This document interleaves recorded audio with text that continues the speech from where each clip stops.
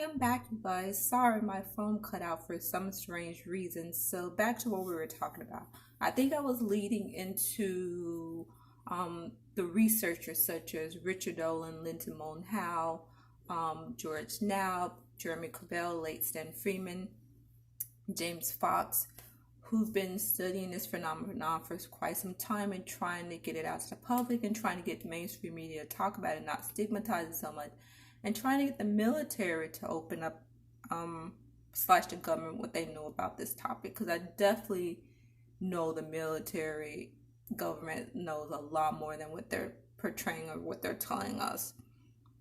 These researchers have been studying this for a while, and so I think we should give them a little credit where credit is due, because they were studying this long before, like I say, before the New York Times broke that article in 2017, and long before the Navy decided to release those videos saying that they have, that these objects are real and they don't know where they're from.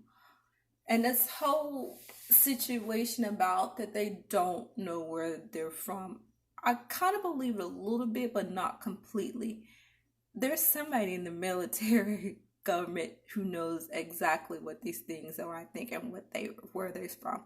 You have to think back, if a crash retrieval did happen in Roswell, which I believe it did, there's no way. I just don't buy the answer that they gave us that it was a weather balloon, Project Mobile, whatever they want to call it. I don't buy. I think something crashed there. And I think that first report we saw in the paper about it being a fire in South, I think is exactly what it was. I think they retrieved this thing. It went to Wright-Patterson, and whether it's still there or not, I believe it happened. Then you have the possible Aztec, New Mexico crashed in the Kingman, Arizona. And it's not just crashes here in the United States. They've been all over the world. So just not here. Well, at least sightings. I can't speak on crashes being all over, but there's been sightings all over the world. You can just find, actually, if you read Richard Dolan's book, UFOs and National Security, Volume 2, he covers a lot of that in his book. It's from Spain, Italy, New Mexico, South America, Argentina, Canada, and so on, Europe, sightings all over the place. Not to mention the aerial school encounter in Zimbabwe where a craft landed, and I think it was like 60 kids maybe at the school saw this being come out of this craft and talk to them telepathically. Then you had the Westall's school encounter in Australia in 1966 where this disc-shaped craft landed behind the school and took off, and all these kids saw it. I'm not sure if the teachers saw it, but a lot of the kids saw it. So yeah, so we're definitely being visited by something, and I definitely believe our military knows. Someone in the military knows. They may not speak to each other, but I guarantee you, someone in the military knows a lot, a whole lot of what they're telling us. I think there's like a small faction within the government / military who's been studying this for some time. They say it ended because originally it was with Project Blue Book with the Air Force who was studying it. Then they said it ended with Project Blue Book, which I just don't buy. You have an unknown alien foreign craft entering our airspace, and you just stop studying it when Project Blue Book ended. Nothing to see here. We don't find UFOs a threat, and it's really weird how now all of a sudden it's a threat. It wasn't a threat then, but it's a threat now. So what changed between then when Project Blue Book to now?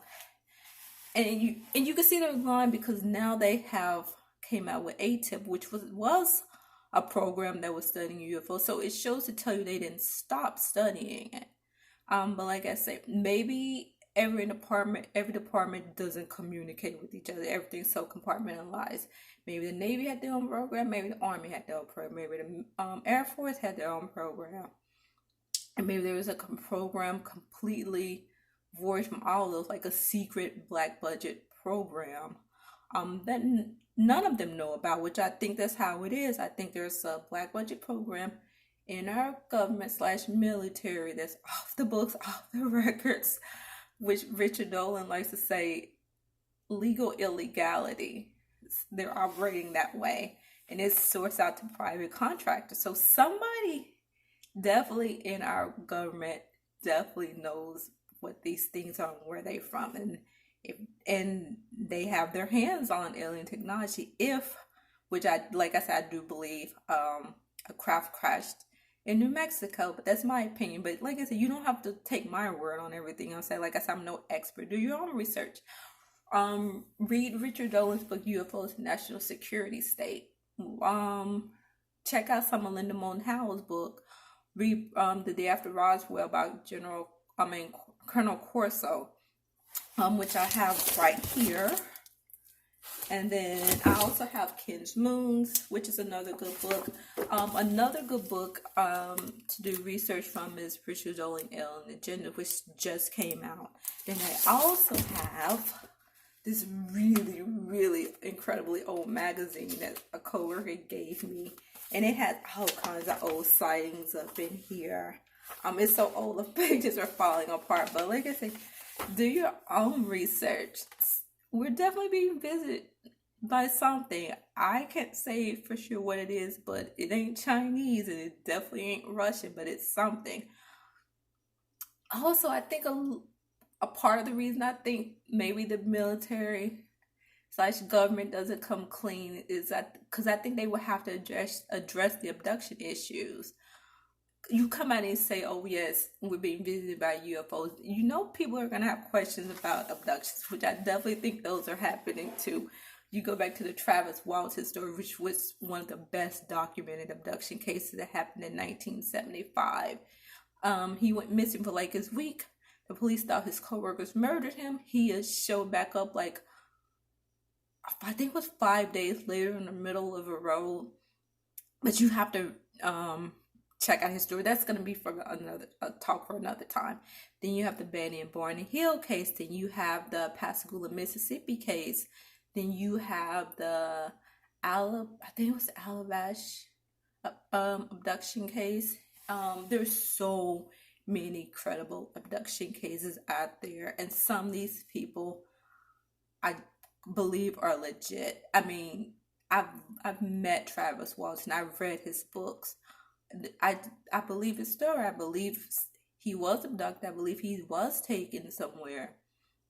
Now, as far as why these beings come here, why they operate as secret and hide, that I can't answer.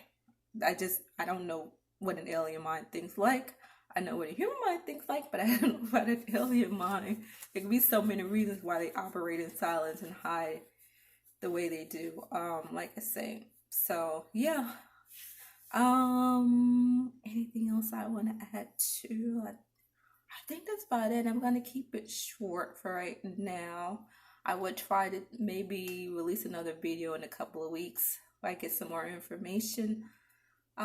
So yeah, again, I want to thank you guys for taking the time to listen to me, to listen to my thoughts on this subject.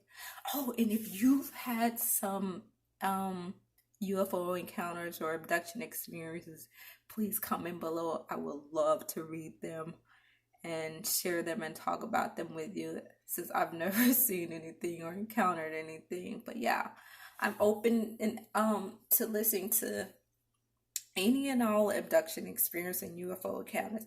Oh, and if anybody knows anything about astral body projection too, I would love to hear your thoughts on that. So yeah, I'm gonna end it here. Bye. Thanks for listening.